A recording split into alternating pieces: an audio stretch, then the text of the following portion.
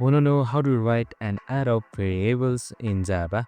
Well, no worries. In this video, I'm going to show you an easy step-by-step guide on how you can easily write and learn variables.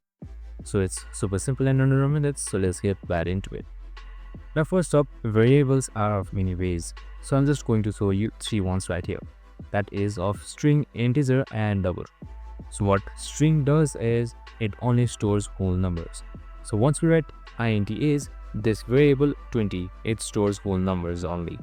Now right here, there goes string. This is our data type. So under string name, we go with the variable Alex. So Alex only store text, nothing much. So under double, right here you can see decimal, that is 5.9. So under double, where int stored only whole numbers, double stores decimal as well. And that's it. Now you can just simply use system.out.println to print all of these names, ages and their height. So you can just simply run it, and right here you can see on the output the printed form. And that's it. I hope this video helped.